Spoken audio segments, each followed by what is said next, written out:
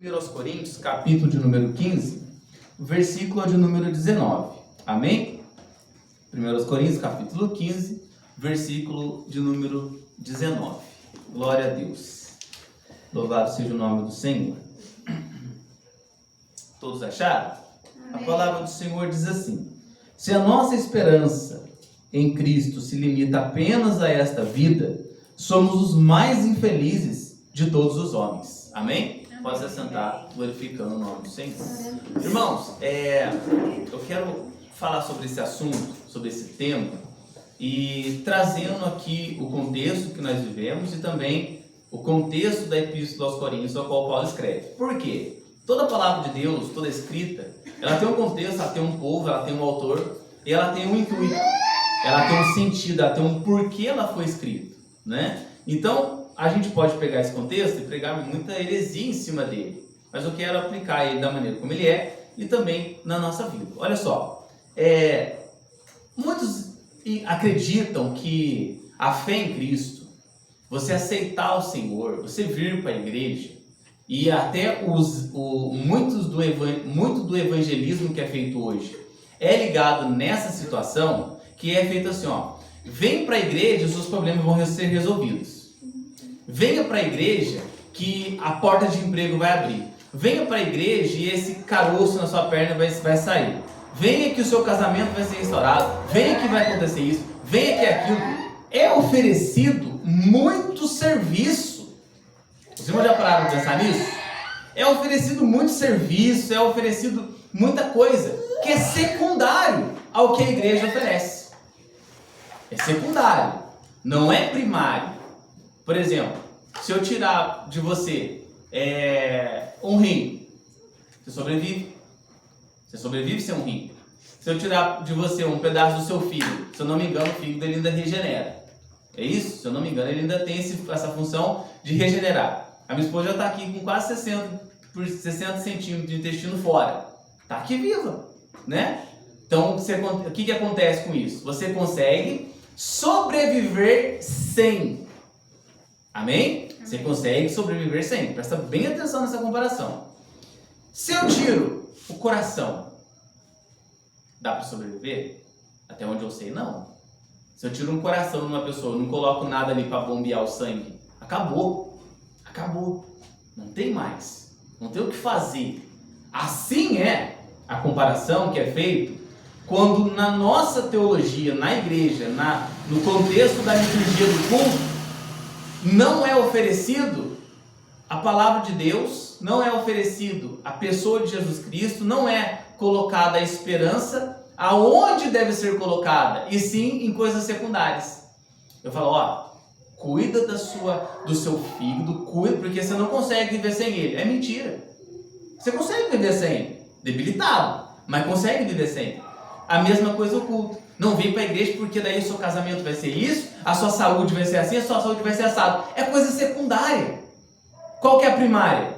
A salvação. Glória a Deus. A salvação da alma é o primário. Ela é comparada ao coração do ser humano.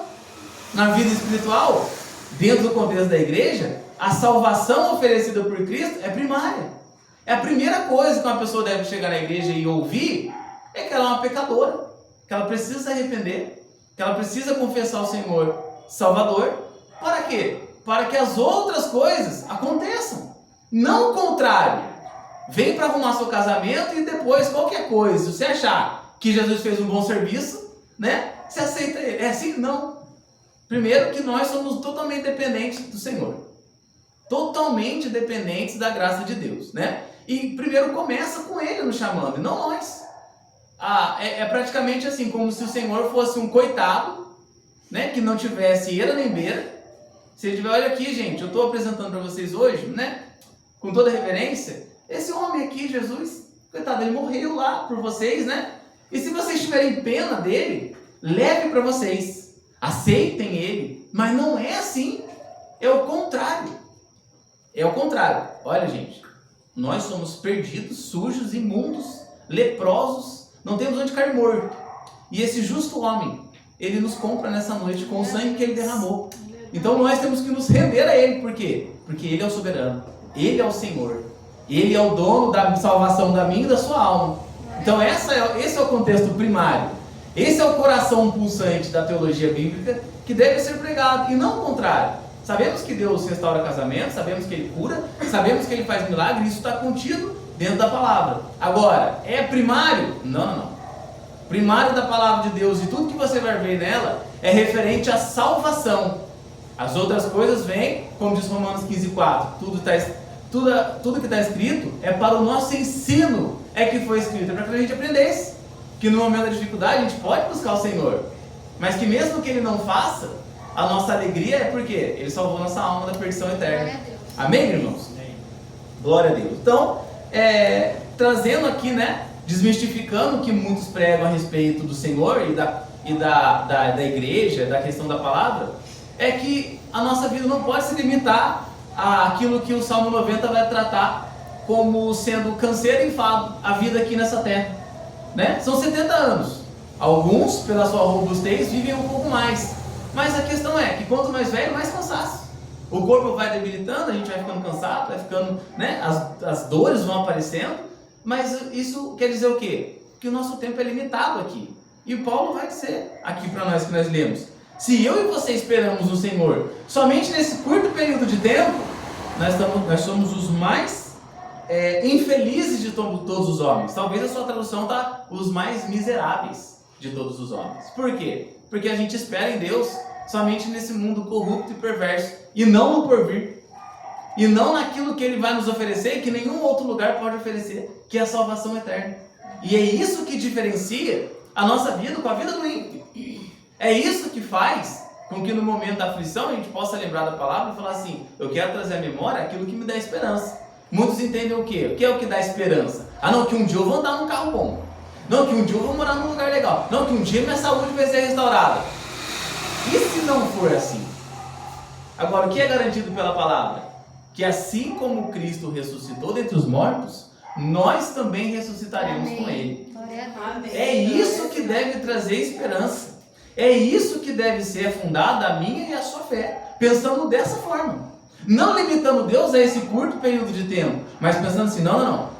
Ainda que nada aconteça, ainda que eu não veja nada de diferente, eu não limito o meu amor por Deus ou a minha crença na fé, que eu acredito, nesse curto período. Por quê? Porque eu vou ser infeliz. Qual é a alegria de Paulo quando ele escreve aos Coríntios aqui?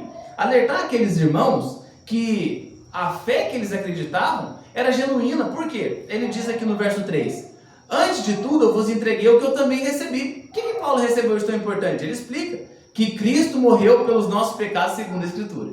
Olha aí, você vê Paulo oferecendo outra coisa para Cristo, para o povo de Corinto? Não. Aí o verso 4: e que foi sepultado e ressuscitou ao terceiro dia, segundo as Escrituras. Talvez, aqui não tem uma linha que fecha o raciocínio, mas talvez assim como na igreja de Colosso, alguns poderiam dizer que Cristo já tinha vindo, a segunda vinda já tinha acontecido, ou que não existia mais ressurreição, então não teria para que a gente esperar uma coisa no porvir. Até porque muitos dos fariseus, muitas das pessoas que viviam naquela época, não criam na ressurreição. Basicamente ali são os saduceus, não acreditavam em anjos e nem em ressurreição. Então isso, se fôssemos crer dessa forma, invalida a nossa fé. Invalida. Ele diz aqui, pela graça, verso 10, mas pela graça de Deus eu sou o que sou, e a sua graça me foi concedida, não se tornou vã, antes trabalhei muito mais do que todos eles, todavia não eu, mas a graça de Deus comigo. Aí ele vem aqui, portanto, seja eu ou seja eles, assim pregamos e assim crestes. Ora, se é corrente pregar-se que Cristo ressuscitou dentre os mortos, como pois afirma algum dentre vós que não há ressurreição de mortos? E se não há ressurreição de mortos, então Cristo não ressuscitou. E se Cristo não ressuscitou, é vã a nossa pregação e vã a vossa fé. Olha aí, por que a gente vai sofrer? Por que a gente vai passar tanta dificuldade? Em Colossenses capítulo 2, verso 5, Paulo escreve: porque ainda que esteja ausente quanto ao corpo, contudo em espírito eu estou convosco, regozijando-me e vendo a vossa ordem e a firmeza da vossa fé em Cristo. Onde que Paulo estava aqui? Por que ele fala assim? Que ainda que eu esteja ausente de corpo. Porque Paulo estava preso. Paulo preso, ele fica feliz. Por quê? Porque ele vê que o fruto do trabalho dele na igreja de Colosso frutificou bastante. Foi um trabalho árduo, um trabalho difícil, um trabalho que exigiu de Paulo esforço para manter a boa doutrina, mas quando ele foi preso, ele ficou feliz. Por quê? Aqueles irmãos se mantiveram firmes à fé. Que fé? Que Cristo iria voltar para resgatar os salvos. Amém? Lembra do contexto? Os irmãos não queriam nem trabalhar, porque eles falavam assim, não, se Cristo vai voltar mesmo, vou trabalhar para quê? Olha isso, irmão. Aí ele fala assim, tudo bem, mas aquele que não trabalha também não come. Aí eu falo, não, peraí, né? Cristo voltar e me arrebatar uma coisa, agora eu me matar de fome aqui é outra diferente. Então ele explicou para a igreja, irmãos, vocês devem ficar vigilantes. Por quê? Porque a ressurreição é o motivo da nossa alegria. Cristo ressuscitar e Cristo voltar nos ares para arrebatar a sua igreja, essa é a maior gratificação da fé cristã. Esse é o ponto primário da teologia. Olha só, ele fala em Colossenses 3, do 1 ao 4. Portanto, se já ressuscitaste com Cristo, buscai as coisas que são de cima, onde Cristo está assentado à destra de Deus. Pensai nas coisas que são de cima e não nas que são da terra, porque já estáis mortos, e a vossa vida está escondida com Cristo em Deus. Agora, quando Cristo, que é a nossa vida, se manifestar, então também vós vos manifestareis com Ele em glória. O que ele está falando aqui, irmãos? Olha, o texto já é autoexplicativo, né? Vocês já não morreram com Cristo? Amém. Morremos, já matamos a nossa carne, nós louvamos isso aqui hoje. Matamos a nossa carne e nossa vida agora é do Senhor. Aí ele fala o que então? Então pense nas coisas que são lá de cima. Ou seja, a esperança da fé não é que o dia de amanhã vai ser melhor. Não é que o dia de amanhã Deus vai me surpreender com uma notícia boa. Não. Pensar nas coisas que são de cima ainda que meu corpo tombe nessa terra, nós estaremos salvos. Vocês viram uma entrevista com o Elon Musk que ele gravou essa semana? Os irmãos acompanharam isso aí? Foram perguntar para ele da pessoa de Jesus Cristo, né? Não sei que fé aquele homem tem, mas ele falou assim: eu concordo com os ensinamentos dele. Eu acho que é um ensinamento que tem grande coerência. Ele falou assim, que tem grande coerência. E me parece uma boa ideia ser salvo. Olha isso. Me parece uma boa ideia ser salvo. Então assim, eu não lutaria contra. Eu não me colocaria no caminho contra ele, caso ele quisesse me salvar. O homem mais seco do mundo, irmão. Quando fala a respeito de salvação, a alma dele dá uma quebrantada, né? Até que ponto isso é verdadeiro ou não, só Deus o sabe. Agora, até ele reconhece, de certa forma, que seria uma boa ideia ser salvo. Olha isso, né? Seria uma boa ideia ser salvo. Agora, por que hoje virou uma coisa assim? Cristo é a minha escada. Eu preciso aceitar o Senhor para quê? Para subir na vida. Para que Deus me abençoe. Você escuta isso, irmão, em legenda de pessoa, né, em bar, texto bíblico, coisas totalmente ao contrário. O que é isso? Né? Que bagunça que é essa? Pessoas nas suas carnalidades postando coisas de Deus, falando de Deus. Agora, que salvação que provém disso? Nenhuma. Né? Eles professam a Deus pela boca, mas negam pela maneira como vivem. É o que diz Tito, né? A gente sempre fala esse texto aqui. Agora, se você já morreu para Cristo, a sua vida está guardada nele. E você vive por ele. E quando ele, Cristo, que é a nossa vida, se manifestar, então nós nos manifestaremos com ele também em glória. Amém? Nós não vamos, irmãos. É ele que vem nos buscar. Ele que vem nos buscar, que a Bíblia nos diz. E é de fundamental importância que se creia naquilo que é verdadeiro. Porque do contrário, irmãos, a gente vai criando uma ilusão. Já parou para pensar dessa forma? Que é necessário, você imagina que você criando uma coisa a vida inteira. Chega no final, você descobre, cara, isso aqui eu estou errado. Nossa, eu criei a vida inteira nisso. É uma mentira? É, irmão, isso é uma mentira. Isso não existe. Agora, o que é a única coisa que nos deve ter a maior devoção nessa vida? A palavra de Deus. ela é a única esperança verdadeira que nós temos nessa vida, que não vai mudar, porque é a palavra do próprio Cristo, né? Esse mundo vai passar, mas a minha palavra não. Céus e terra passarão, mas a minha palavra não vai passar. Ou seja, tudo que está escrito aqui vai se cumprir. Você tem dúvida? Você tem visto o mundo? Você tem visto o que tem acontecido? Tudo que você vê no mundo, procura na palavra. Você vai achar. Falei, realmente, Jesus já tinha ensinado isso aqui. Ele já tinha falado que ia ser assim mesmo. Ou seja, ele também falou que o que nós devemos dar importância era para a nossa vida espiritual e não para a vida terrena. Era para a nossa vida com Deus. Era no porvir e não somente nessa terra. Por quê? É o que Paulo disse. Se nós esperamos somente aqui, somos os mais miseráveis. Porque nem o ímpio acredita assim. Nem o ímpio crê dessa forma, né? Eles professam outras coisas, vivem outras coisas, mas se você perguntar a Jesus, não, ele é Salvador, né? Ele é Salvador. Então nós temos que tomar cuidado com essas coisas. João capítulo 14, verso 6, Jesus falou o quê? Eu sou o caminho, a verdade e a vida. Ninguém vem ao Pai a não ser por mim. E o fato dele falar que ele é a verdade, né, nos traz muita esperança no que nós estamos falando aqui. Se ele falou, e nós cremos no que ele disse, de ponta a ponta, se ele falou que ele é a verdade, o que nós temos que crer? Que ainda que os nossos olhos não enxerguem, que ainda que a nossa alma não consiga ver, né, essa vida abundante que Cristo nos reservou. Talvez você pode olhar para a sua situação hoje e falar, irmão, sou um miserável. Que vida abundante que Cristo nos propôs. Mas na onde foi que ele propôs que ia ser aqui?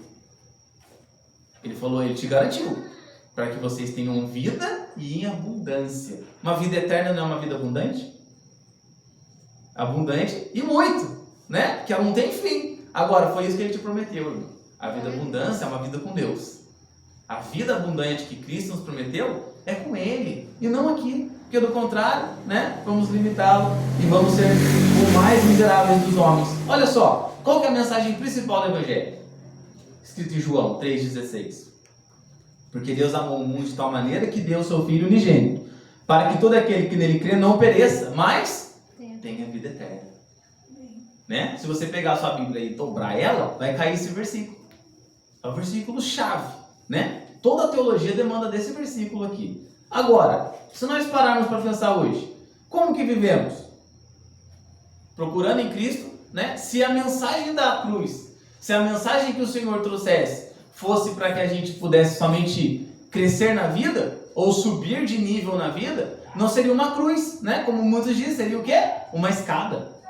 Você ia andar aí com uma escada, né? Ele ia falar assim, tome a sua escada e me siga. Por quê? Porque eu vou te elevar. Não, irmãos, pelo contrário. A primeira coisa que ele faz é matar a nossa carne. A primeira coisa que ele faz é para que a gente se esvazie do nosso próprio eu, das nossas próprias vontades e nos rendamos a nossa vida a Deus. Essa é a mensagem fundamental. O primeiro impacto da palavra quando nós recebemos é isso. Você tem que parar de pensar egoístamente. Você tem que parar de pensar só em você mesmo. Tem que parar de olhar só, né, para onde aponta o seu nariz, porque o Evangelho não demanda disso. Cristo já morreu pelos seus pecados e agora? Agora você é servo. Agora você faz aquilo que Ele te pediu, não o que você quer fazer. Essa é a parte que nós pulamos, que nós não gostamos. Por quê? Porque vai contra a nossa carne, contra os nossos princípios. Porque nos nossos princípios, nós queremos que Deus diga amém a todos os nossos pedidos. Né? Que Deus fala amém, Júnior. Eu vou abençoar tudo o que você fizer. Né? Ah, mas eu tenho coisas que eu não obedeço. Não, mas amém também. Não é assim, irmãos. Né? Primeiro, nós vamos acertar a nossa vida com Deus. Alinhar, ter paz com Deus. E as outras coisas serão acrescentadas. É o que ele diz em Mateus 6,33. Amém? Glória a Deus. Efésios 2,12, a palavra diz que naquele tempo estavam sem Cristo, excluídos da comunidade de Israel, estranhos aos pactos da promessa, não tendo esperança e sem Deus no mundo. Aqui ele está falando do contexto da antiga aliança com a nova, né? E ele vai dizer aquilo que nós, de certa forma, sabemos. Para quem que Jesus veio? Para quem que Deus enviou o Filho dele? De certa forma, de primeira, a promessa era para quem? Para o povo de Israel. Para o povo que Deus esteve em aliança desde o começo. para a herança de Abraão, Isaac e Jacó, né? E consequentemente ali o povo israelita de primeiro. Mas a Bíblia diz que este povo rejeitou o Senhor. Você vai ver isso em João capítulo 1. Mas a todos quanto receberam esse Senhor, esse Jesus Cristo, deu-lhes o poder de serem feitos filhos de Deus. Filhos por adoção. Então ele fala aqui, olha, lembra? Você lembra que vocês não tinham esperança? Para quem? Eles quem? O povo de Éfeso. Povo ímpio, povo grego, povo de outras etnias, o povo de outras nacionalidades. Se Deus enviou o Filho dele somente para os israelitas, e o restante? O restante, irmãos, é mato mesmo, né? Não ia ter o que fazer. A gente ia ter que se virar com a nossa insignificância, né? A gente ia ter que se virar com os nossos problemas. Mas, Paulo escreve, naquele tempo vocês estavam longe, sem Cristo, excluído da comunidade de Israel, ou seja, não tinha salvação para vocês. E estranhos aos pactos da promessa, promessas para o povo, não tendo esperança e sem Deus no mundo. E agora? A Bíblia diz, né, no verso 15 de Efésios 2, que Deus tirou a inimizade, que Deus uniu, que em Cristo se juntou os dois povos, israelitas e gentios, fazendo o quê? Um só povo. Ou seja, a aliança que Deus fez lá atrás com Abraão, quando nós acreditamos na cruz de Cristo, que é a nova aliança do Novo Testamento, nós temos a aliança, a bênção da promessa sobre nós. Amém? Amém. Nós temos a salvação, nós temos essa comunhão com Deus, através do quê? Através do sangue de Cristo derramado. Você pode olhar para a cruz, pode olhar, pode saber que Cristo morreu, porque não está mais lá, mas você pode lembrar, Cristo morreu por mim e por você. Para quê? Para que a gente pudesse receber as bênçãos de Deus, que primeiramente é a salvação da nossa alma. Amém. É a primeira, irmãos. Se você estiver crendo na sua salvação, você pode morar, né, no barraquinho ali, embaixo da ponte, que você vai saber que essa sua vida aqui, assim como a minha, ela pode passar. Nós podemos ser aqui os mais pobres, os mais simples, os mais humildes, né? Mas que nos aguarda o quê? A mansão celestial. Glória a Deus. Você crê nisso? Você se alegra com isso? Amém. Essa é a mensagem principal da palavra de Deus, e a qual nós temos que guardar em nosso coração. 1 Coríntios 15, do 3 ao 4, é o que eu li com os irmãos no começo. Crê na inerrância da palavra. Crê que Deus nos deu uma palavra que não falhe, que não erre, e que o principal fundamento dela é nos lembrar que em tudo, irmão, você pode dar um jeito. Você acredita nisso? Em tudo você pode dar um jeito. Em dinheiro, em saúde, você corre aqui, corre lá, Deus abre uma porta aqui, Deus abre uma porta lá, e você vai dando um jeito. Agora eu faço a pergunta para você. Como que você resolveu o seu problema com Deus referente ao pecado? A Bíblia dá regras, né? Oferecer um sacrifício, ser um sacrifício perfeito, né? Isso no Antigo Testamento. E no Novo? Como é que eu vou resolver meu problema com Deus? Eu vou conseguir chegar no céu? Pode pegar qualquer foguete lá do Elon Musk, lá que você não chega, né? Não vai conseguir, não. Vou pegar um foguete, eu vou chegar lá em Deus e eu vou ver, né? Como é que eu posso negociar aqui com Ele para eu pagar o resgate da minha alma? Ainda que fosse possível. Ainda que fosse possível, porque não é. Agora, a maior das bênçãos é o que Paulo já fala. Aquele que deu o seu Filho por nós, não nos daria também as outras coisas? Já parou para pensar? Deus, como diz Isaías, moeu o Filho dele. Por mim, né? Por você. Já pensou nisso, Igor? Deus já moeu, ele pegou aquele mais precioso, né? Eu não daria, irmão, né? Problema seu aí. O meu filho aqui para morrer por você, não. Você daria, Júnior? Seja sincero. Eu já dei a cartada aqui, agora você só vem na minha sombra. Imagina, mas eu vou pegar as meninas ainda, vão moer. Problema seu que você errou, irmão. Se vira. Dá o meu. Agora Deus não. Aprove a Deus moê-lo pelas nossas iniquidades. Aí o que a gente faz? Fica triste, e a gente fica mesmo, né? Fala por mim. Fica chateado, fica de beicinho, fica de bico, faz charme com Deus. Por quê? Não, porque Deus não ouviu minha oração, Deus não respondeu. Ele pode até te ouvir, irmão, mas responder já é outra coisa. E vai ter oração, desculpa te falar, que vai ficar no vácuo. Você vai orar, você vai esquecer dela. Depois de tempo, Deus vai te responder. Você vai falar assim, olha, eu tinha até parar de orar por isso. né? Até parar de orar e Deus vai e faz. Por quê? Não tem oração que Deus não responda, mas tem oração que Ele não responde na nossa hora. Tem oração que você vai esquecer. Vai pedir, vai pedir, vai pedir. É por isso que muitas pessoas falam assim, por que Deus não me ouve? Não é que Deus não ouve, é que Ele só não respondeu na hora que você quis. Mas Ele ouviu. Ele recebeu o seu pedido. Porque não depende de mim, de você, para Deus nos ouvir. Você já viu o que a Bíblia diz? Romanos? Que tem um Espírito que intercede junto ao Pai por nós. Que Espírito é esse? Espírito Santo. E ele, como é que é a oração dele? Com gemidos inexprimíveis. Quando você ora, sua oração ela passa por uma transformação, né? Para que Deus possa entender o que nós estamos pedindo. Porque né, nem nas nossas orações, nós sabemos o que pedimos ao Senhor. Nós oramos, né? Às vezes você está orando por um sentido, já emenda em outro e já faz um emaranhar de gato. Já fez isso? E quando você vê, você já não sabe nem mais para que você está orando. Você sabe que você está meio chorando ali, meio estranho ali no chão. Mas quem que faz que essa oração chegue a Deus? O que o texto de Romanos diz, o Espírito Santo, né? Com gemidos inexprimíveis. Ele intercede por nós, por intermédio de Jesus Cristo. Amém, irmãos? Então, nós podemos crer que a nossa fé, que Deus vai mover montanhas, que Deus vai transportar os montes, que Deus vai fazer tudo isso. Você vê exemplo bíblico. Agora, e se não fizer?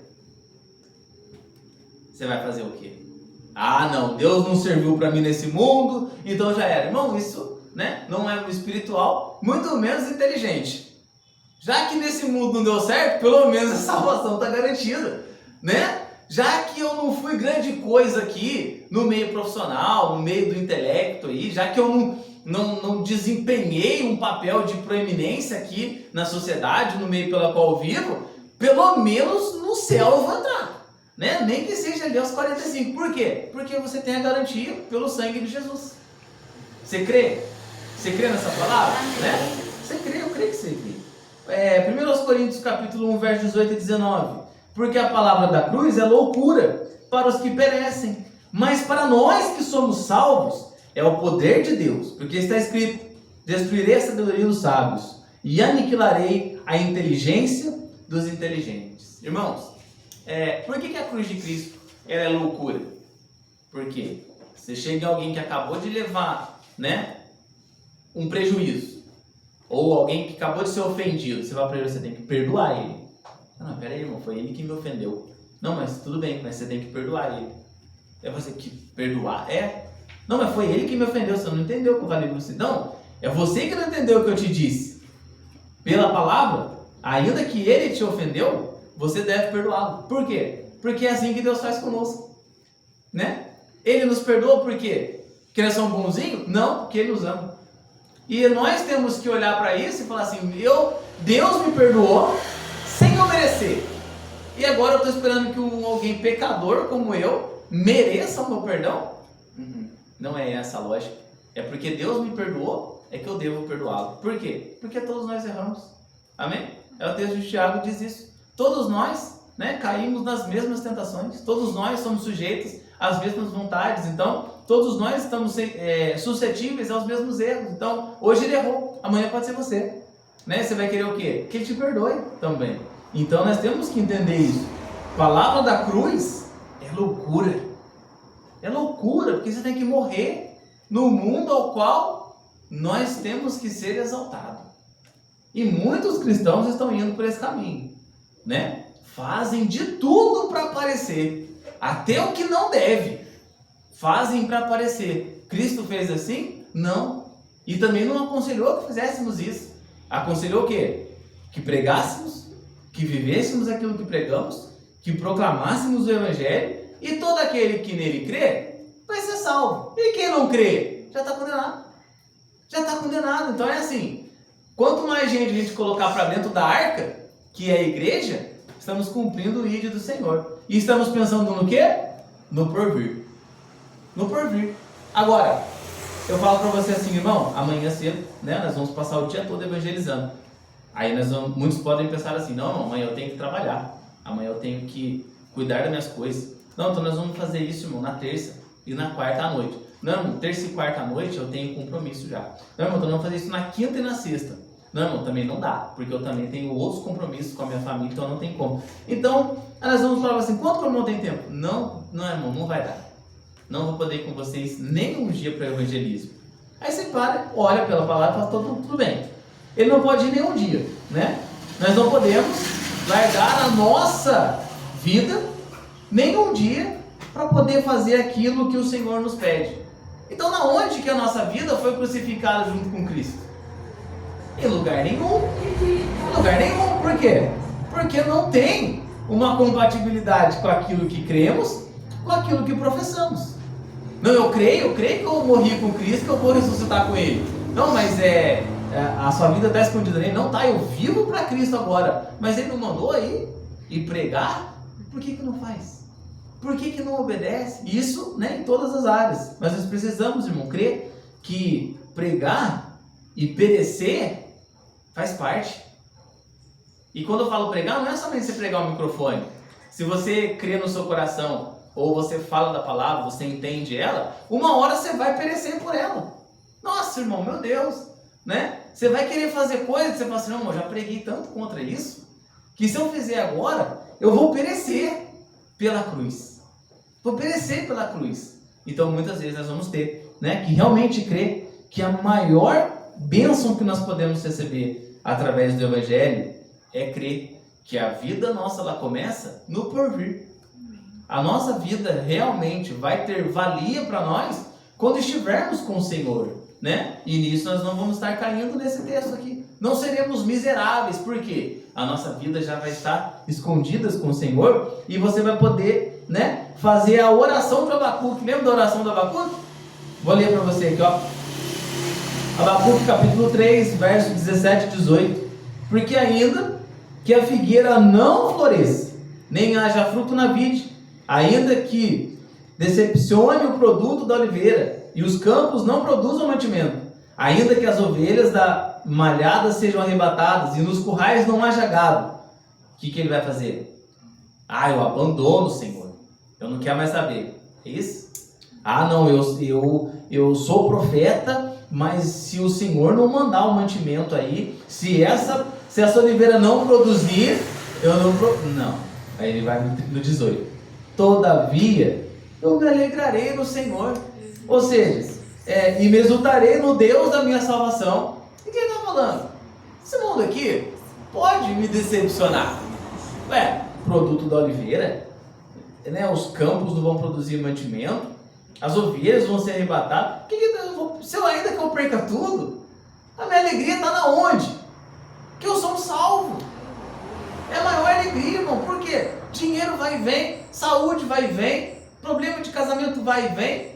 Agora é a salvação. Se você crê em Cristo, ela só vem, ela não vai. Amém? Ela só vem. Por isso que no leito de UTI, no leito de hospital, o que as pessoas querem? Quer Deus que vai que parte. Né? Vai que ali é os últimos momentos. Não, chega qualquer um lá, irmão, falando que veio da parte de Deus. A pessoa vai pedir oração, pode ser um ateu. Não, irmão, ora aí, né? Ainda que escondidas, né? Ora aí, porque oração nunca é demais, né? Ele pode até falar isso para você. Porque no desespero da morte, no desespero da angústia, você não vai querer saber o quanto que está lá no banco, né? Ou quem que vai usar. Você quer saber o quê? E agora? E agora? Essa era a alegria que Paulo tinha. Por isso que ele passou o que passou, sentiu o que sentiu, sofreu o que sofreu, apanhou o que apanhou. E o que ele falava? Eu posso todas as coisas daquele que me fortalece. Que alegria dava num homem, irmão, que estava preso numa coisa que ele mesmo foi contra a igreja. Por isso ele disse, eu sou o menor dos apóstolos, porém eu trabalhei mais que todos, né? E tudo que fiz não foi por mim mesmo, foi pela graça de Deus em mim. Ele entendeu que, não, peraí, ainda que passemos por todas as tribulações, o mais importante é que no final eu ouça do Senhor, né? Vinde benditos de meu Pai. Essa é a maior esperança, irmãos. E aqui deve estar firmada a âncora da nossa alma, como dizia Deus. Se você colocar a sua âncora nessa palavra, nessa salvação que Deus dá, nós vamos passar o que for nessa vida. Você vai continuar sendo um crente saudável, um crente fiel e um crente feliz com o Senhor. Não vou sentir dor o dia inteiro, mas você vai saber que uma hora você vai acabar. Agora, vale mais o quê? Sofrer um pouco de tempo aqui e herdar a salvação e a glória do Senhor? Ou viver uma vida boa aqui, né? Bem diante da sociedade, diante do mundo, e ouvir do Senhor: apartai-vos de mim para o fogo eterno. Eu acredito que é a primeira opção. Amém, irmãos? Amém. Salmo 125, verso 1. Os que confiam no Senhor serão como o monte de Sião, que não se abala, mas permanece para sempre. Permanece para sempre. Passa luta, passa dificuldade, passa angústia, e está lá o crente fiel, né? Sempre aos pés do Senhor, sempre obedecendo a palavra de Deus. 1 Coríntios capítulo 2, verso 9. Sabe o que Paulo escreve? Dando um sentido naquilo que ele firmou a fé dele. Estava aqui, ó. Mas como está escrito: as coisas que os olhos não viram, nem ouvidos ouviram, nem penetra o coração do homem, são as que Deus preparou para os que os amam. Amém, Amém, irmãos? Você não tem noção do que é. Você não tem noção. Esses dias saiu aí na internet, aí na televisão, uma foto, né, de o que seria o possível paraíso. Irmão, era tão ridículo, né, que assim, não dá gosto de morrer por aquilo lá não, né? Era assim, era uma caverna que dava no mar, com umas árvores, um negócio assim, que qualquer praia de Dubai lá seria melhor. Só que você vai olhar aqui o texto de Coríntios, não é o que o Paulo está dizendo. Nenhum olho viu. E olha que a gente vê uns negócios bonitos nessa terra aqui, né? Você vai nos lugares aí paradisíaco, bonito demais. O que a gente ouve? Talvez a gente ouve um hino, a gente chora, a gente se alegra, né? Olha que hino gostoso de ouvir, que maravilha. A Bíblia vai falar assim: não, peraí, que ainda você não viu o que é o melhor que isso, que é o que está preparado para nós. E nem penetra no coração do homem. O que penetra no coração do homem aqui? Não, irmão, vou comprar uma Porsche Cayenne, roda 25, né? Coisa linda, pensa, Júnior, aquela uma para pôr inveja em qualquer um. Penetrou no coração. Aí a Bíblia fala assim: não, isso aqui ainda é pouco, porque o que Deus tem reservado para nós, ninguém viu. Ninguém pode falar assim: olha, é bonito mesmo. Mas nós temos a certeza que nenhum olho viu, ninguém ouviu e não penetrou. Por quê? Na hora que nós olharmos isso aqui, irmão, vai valer a pena. Vai valer a pena. Todo o sofrimento, toda a angústia, toda a dor. Isso porque se a gente for olhar os pais da igreja, os cristãos do primeiro século, eles sofreram muito mais que nós, irmão. Se eu vou parar para ver, a gente está até bem demais. Bem demais, né? Você levou uma surrinha hoje para vir? Levou? Não levou, você estava vindo para a igreja aí, irmão Alexandre, vindo tranquilo, com a sua Bíblia dentro da mão. Alguém deu umas burdoadas no seio com a camisa da igreja? Não deu. Agora o pessoal ia, né? Era chicoteado, passava por aflições, mas iam glorificando a Deus, né? A história nos diz que o sangue dos mártires era a semente da igreja. O pessoal viu um crente sofrendo lá, apanhando, o pessoal olhava e falava: mas não é possível que esse pessoal está passando tudo isso, não está glorificando esse Deus que eles acreditam. Mas hoje, né, pela facilidade, a gente perdeu um pouco disso, infelizmente. 1 de Pedro, capítulo 1, verso 3. Bendito seja o Deus e Pai de nosso Salvador Jesus Cristo. Segundo a sua grande misericórdia, Ele nos regenerou para uma esperança viva, por meio da ressurreição de Jesus Cristo dentre os mortos. Ou seja, nós acreditamos na palavra, nós cremos no Evangelho, nós acreditamos que as bênçãos do Senhor vão seguir aqueles que creem. Porém, a bondade de Deus e a misericórdia do Senhor será vista onde?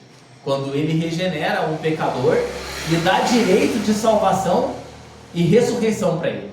É o que nós recebemos do Senhor. Direito de salvação e ressurreição com Ele naquele grande dia. E é aqui que deve estar ancorada a minha e a sua fé. O que Paulo conclui com isso aqui? Que a partir dos perigos que esse homem sofreu, e olha que ele sofreu, irmão, né? Todo dia ele diz que a Bíblia diz que nós somos lançados ao matadouro. Já parou para pensar nisso? Todo dia você acorda: hoje eu posso morrer, hoje pode acontecer um ruim comigo. Ele fala assim: ainda que a gente corra todo esse risco que a vida, né, que nós escolhemos ao seguir o Senhor, Seria tola e infeliz se no final a gente não ressuscitasse com ele. Seria infeliz, seria em vão. Mas não, irmão, peraí, eu sofri muito com Deus aqui, mas foi só aqui? Não, nós sofremos aqui porque o nosso olho está na eternidade. Nós passamos luta e tribulação aqui, e angústia, e choro e dor, por quê? Porque nós cremos na eternidade, na ressurreição, onde teremos nosso corpo transformado, onde essa luta vai cessar, onde o que o livro de Apocalipse diz que Deus enxugará dos nossos olhos toda lágrima. Porque dói, irmão, dói. Você quer fazer o seu desejo, você quer fazer a sua vontade, fala, não posso. Por quê? Porque eu sou um crente. Aí você vai, você chora, você mata muitos dos seus sonhos, por quê? Irmão, porque a igreja matou meu sonho. Não! Porque talvez esse sonho te afaste do Senhor. Esse sonho te faça se perder pelo caminho. Então Deus nos pede que nós devemos nos esvaziar de nós mesmos. Fazer aquilo que for somente para a glória do Senhor. Quer comais, quer bebais, faça tudo para a glória de Deus. Amém, irmãos? Fique de pé em nome do Senhor Jesus Cristo. Eu quero